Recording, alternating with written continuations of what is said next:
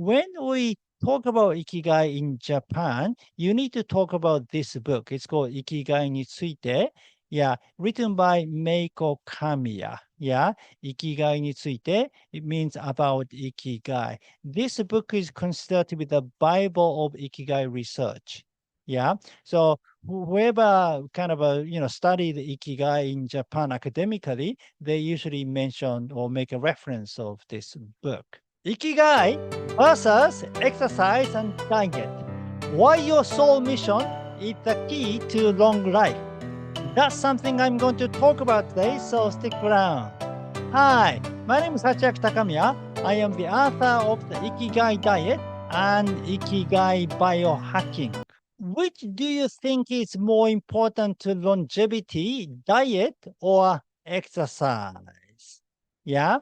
Now, some people think diet is more important and others think exercise is more important. For example, um, Dr. Michael Greger, the author of How Not to Age, thinks diet is more important than exercise. And Dr. Peter Tia, the author of Outlive, thinks the exercise is more important. Yeah. How about you? Yeah. Now, what about Ikigai then? Yeah. So if you add Ikigai, which do you think is the most important for longevity? Ikigai, exercise, or diet? Yeah, it depends on the meaning of Ikigai, isn't it? Yeah. Now, so Ikigai is introduced in a book called Ikigai, The Japanese Secret to a Long and Happy Life. And also it was introduced by Dan Buettner as one of the longevity factors in Okinawa. Yeah. In the context of longevity, often Ikigai means your daily joys or pleasure that motivate you to live, such as, your morning walk or, I don't know, spending some time with your grandchildren and some sort of daily kind of pleasure things. Yeah. Now, so if I think about Ikigai as your daily joys or pleasures, I don't know if it's more important than diet or exercise. Maybe, I don't know, diet and exercise are more important than Ikigai in that sense. Yeah. Although it is important, that is why I recommend you to choose exercises that you can enjoy so that you can make it your Ikigai. Yeah. Um, but Ikigai has another meaning, right? So when we talk about Ikigai in Japan, you need to talk about this book. It's called Ikigai ni tsuite. Yeah, written by Mieko Kamiya. Yeah, Ikigai ni tsuite. It means about Ikigai. This book is considered to be the Bible of Ikigai research. Yeah, so whoever kind of study the Ikigai in Japan academically, they usually mention or make a reference of this book. Yeah. So Meiko Kamiya worked with leprosy patients. And then she kind of wondered about Ikigai for those people because their life doesn't have any joys and pleasures. It is difficult for them to find their daily joys and pleasure. Life itself is suffering to them. So in that situation, how can you find your Ikigai? Yeah. And then the second meaning of Ikigai comes in. So, yeah, first meaning is daily joys or pleasure that motivate you to live. But the second meaning is life purposes or goal that define who you are. So the case of people who go through some difficult time, maybe finding the meaning of their existence, maybe they can learn something from their experience that becomes their ikigai. Yeah.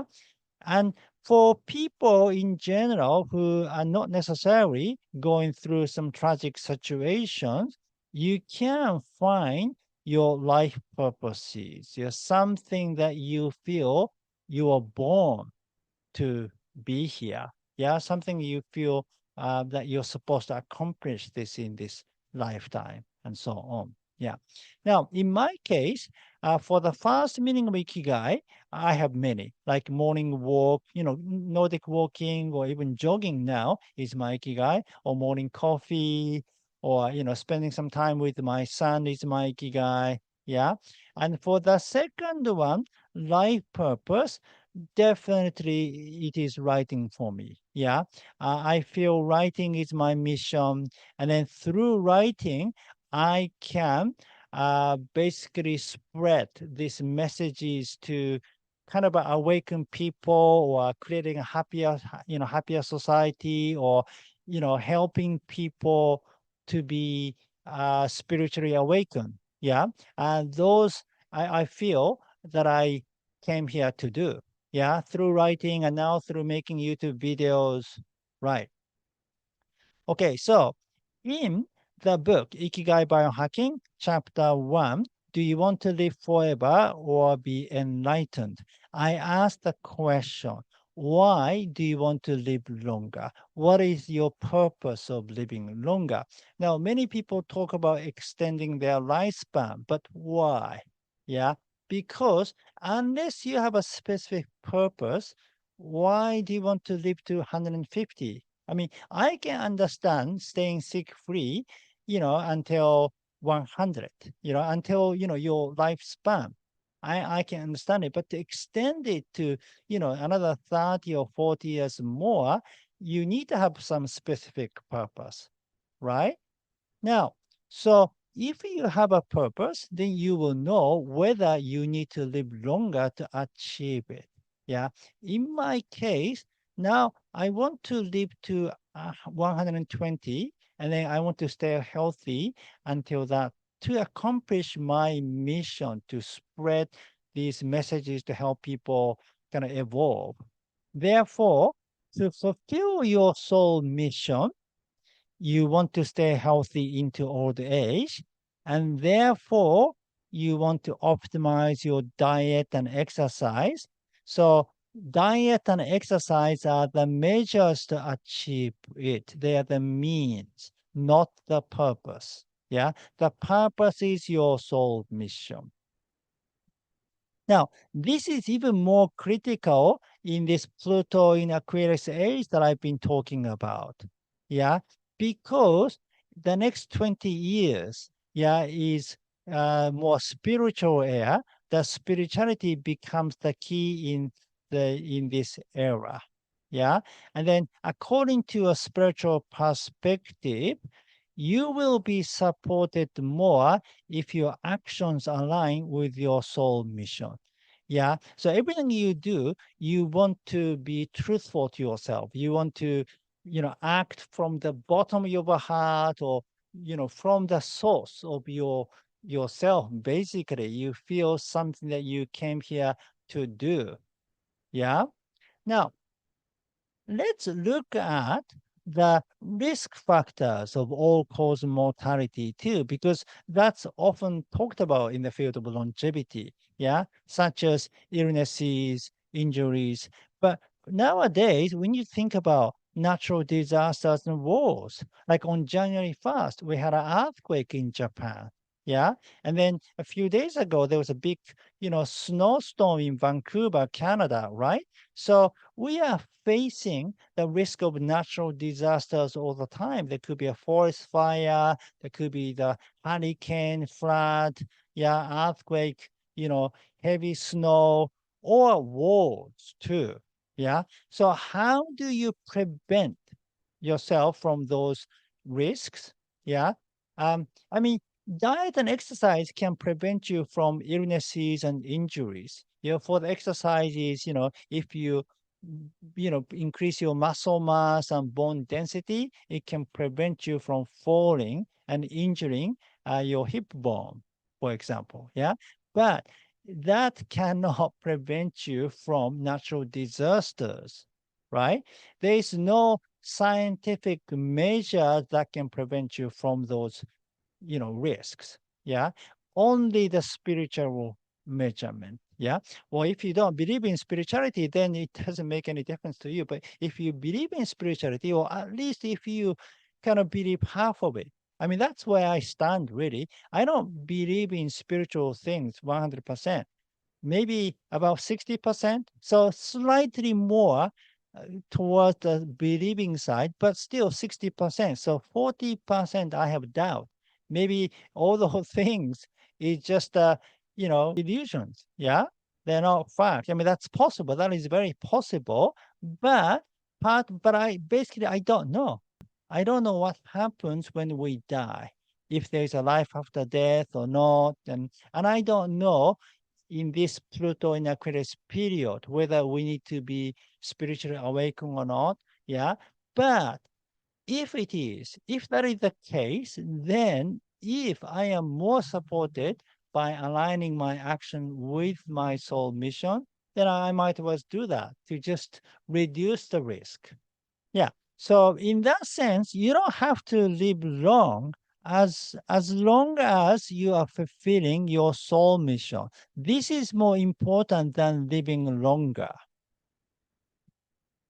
All right. So how to find your soul mission then? Now, so for me, I think there are two kinds of life goals. This is just my own opinions or own kind of feelings. Yeah.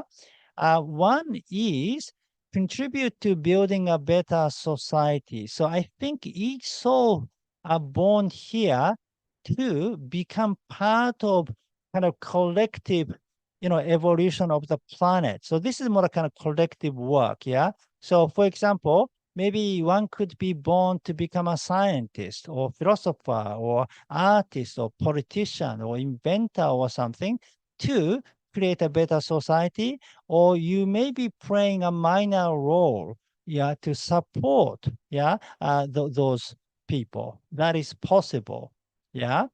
And then the other one is grow as a person. So we are all here to grow some aspect of ourselves. Like, you want to become more loving person, or you want to become more disciplined person, to become more relaxed person, or more forgiving person, and so on. Yeah. So for the first one, contribute to building a better society, this chart may be useful. Now, so this is a very well-known Ikigai Venn diagram, which has nothing to do with the Japanese word Ikigai. By the way, this is a mistake. So that's not what Ikigai is all about. Yeah. However, for this particular context, yeah, to finding your kind of, I don't know, life mission or life purpose to contribute to build a better society, this may be useful. Yeah.